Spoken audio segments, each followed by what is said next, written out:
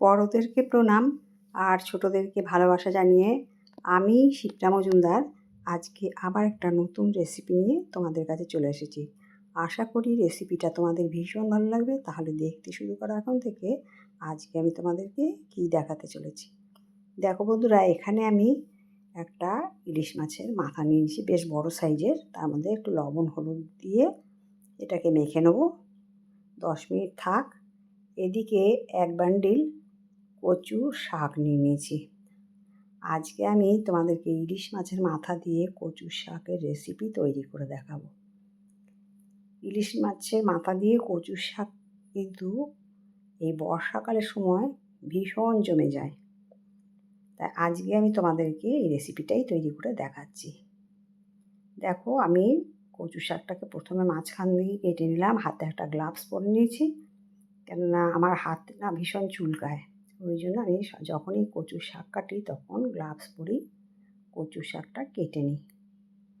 যাই হোক, এরকম করে আমি কচু শাকগুলোকে প্রথমে যে একটা ছালের মতন অংশ থাকে, খোসার মতন, সেটাকে আমি ছুরির সাহায্যে বার করে নিচ্ছি।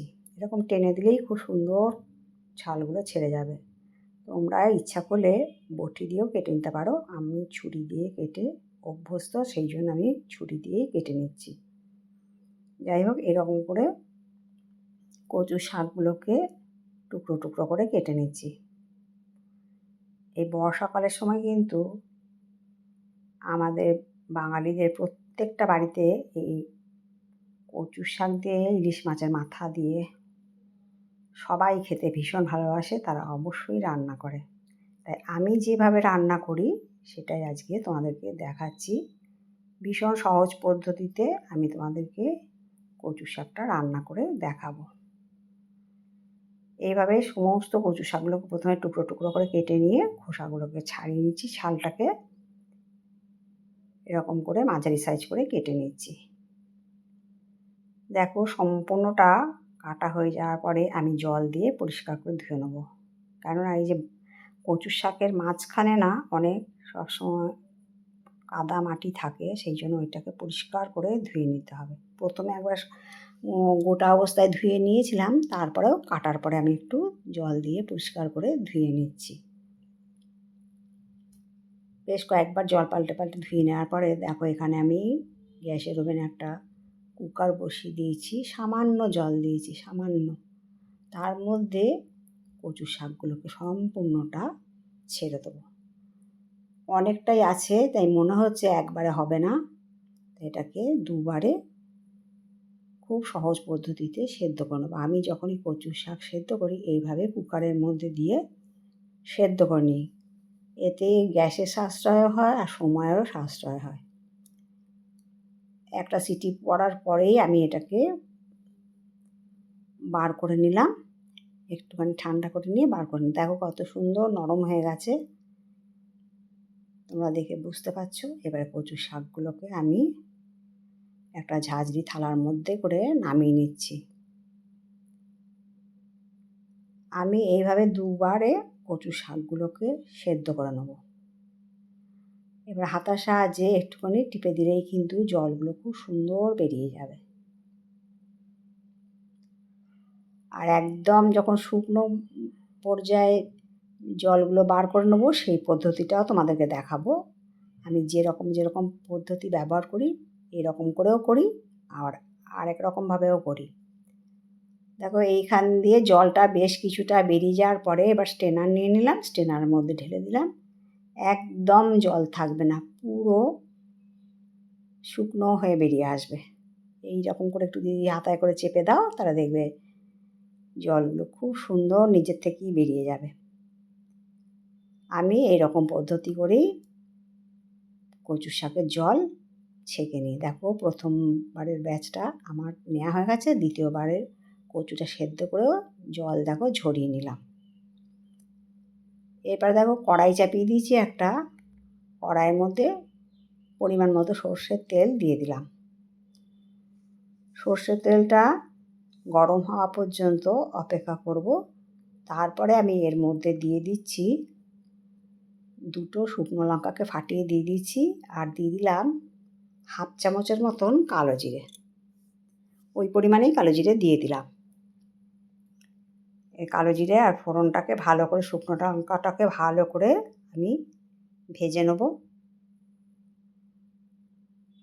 শুকনো লঙ্কা আর কালো জিরে দিলে কিন্তু খুব সুন্দর একটা গন্ধ হয়। মাছের মুড়োটাকে আমি 10 মিনিট নুন হলুদ মাখিয়ে রেখে দিয়েছিলাম, আর একটুখানি নাড়িয়ে চাড়িয়ে এবারেতে আমি ওই শুকনো লঙ্কা আর কালো জিরে ফোড়নের মধ্যেই দিয়ে দিলাম। এভাবে ভেজে নিলে মাছের মুড়োটার মধ্যে কিন্তু ভীষণ সুন্দর একটা গন্ধ হয়। আমরা কিন্তু প্রথমে মাছের মুড়োটা এমনিই ভেজে নিই, কিন্তু আজকে আমি মাছের মুড়োটাকে এইভাবে ভেজে নিচ্ছি, কারণ কালো জিরে আর শুকনো লঙ্কার গন্ধটা যাতে এর মধ্যে অ্যাবজর্ব করে। যাই হোক, নাড়িয়ে চাড়িয়ে মাছের মুড়োটা ভেজে নিলাম। এবার যে তেলটা থাকলো তার মধ্যে আমি কচু শাকটা সেদ্ধ করে রেখেছিলাম। দেখো একটুও জল নেই। স্ট্রেনারের সাহায্যে তোমরা এইভাবে জল ঝরিয়ে নিও, দেখবে কত সহজেই রান্নাটা কমপ্লিট হয়ে যাবে। এবারে আমি কচু শাকটা দেওয়ার পরে ভালো মতন করে ওই তেলের সাথে নাড়িয়ে চাড়িয়ে নিচ্ছি।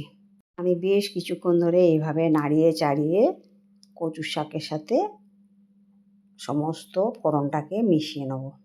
বেশ কিছুক্ষণ ধরে এইভাবে আমি রান্নাটা করে নেব। ওপর নিচ নাড়িয়ে চাড়িয়ে এইভাবে রান্নাটা বেশ কিছুক্ষণ ধরে করে নেওয়ার পরে তারপরে আমি এর মধ্যে অ্যাড করছি হলুদ। প্রায় হাফ চামচের থেকে একটু বেশি হলুদ দিলাম, আর দিয়ে দিলাম 1 চামচ লবণ। এই লবণ হলুদ দেওয়ার পরে এটাকে আমি আবার ভালো করে নাড়িয়ে চাড়িয়ে নেব। এইভাবে নাড়াতে চাড়াতেই কিন্তু ভীষণ সুন্দর একদম মাখো মাখো হয়ে যাবে। তোমরা দেখে বুঝতে পারছো একটুও জল নেই, কিন্তু আমি এইভাবে স্ট্রেনারের সাহায্যে জলটাকে ঝরিয়ে নিয়েছি, মানে রান্নাটা যাতে খুব তাড়াতাড়ি হয়ে যায় সেই জন্য আমি এইভাবেই রান্নাটা করে নিচ্ছি।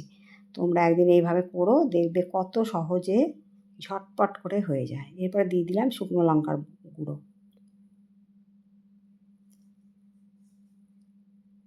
এরপর দিয়ে দিলাম স্বাদটাকে ব্যালেন্স করার জন্য চিনি। বন্ধুরা, আমি এর আগে জিরের গুঁড়ো দিয়েছিলাম, সেটা কিন্তু স্কিপ করে গেছি। যাই হোক, এইভাবে ভালো মতন করে মশলার সাথে নাড়িয়ে চাড়িয়ে এটাকে একদম শুকনো করে রান্নাটা করে নেব।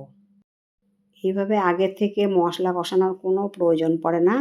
একসাথে দিয়ে এরকম করে নাড়াতে চাড়াতে মশলাটাও সুন্দর কষে যায়, আর রান্নাটাও খুব ঝটপট করে হয়ে যায়।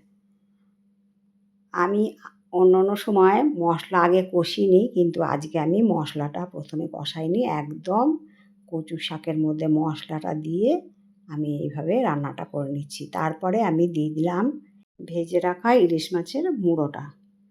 আমি কিন্তু মুড়োটা একদম ঘেঁটে ভেঙে দেবো না, কেননা বেশি যদি ভেঙে দেওয়া হয় তাহলে কিন্তু কচু শাকের সাথে খেতে একদম ভালো লাগে না, কাটা কাটা খেতে লাগে। সেই জন্য আমি একদম বেশি ভাঙচুর করি না, এরকম গোটা গোটা থাকে, খেতে কিন্তু ভীষণ ভালো লাগে।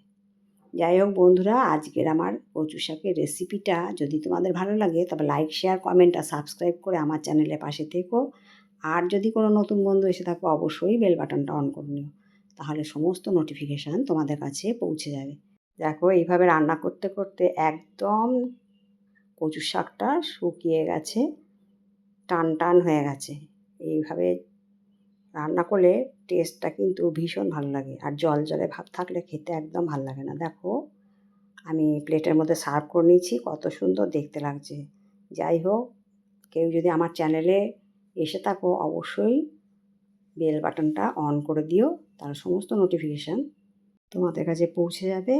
আর আমার চ্যানেলে এরকম সুন্দর সুন্দর রান্না আছে, খুব সহজ সরল, তাহলে তোমরা একবার অন্তত ঘুরে যেও।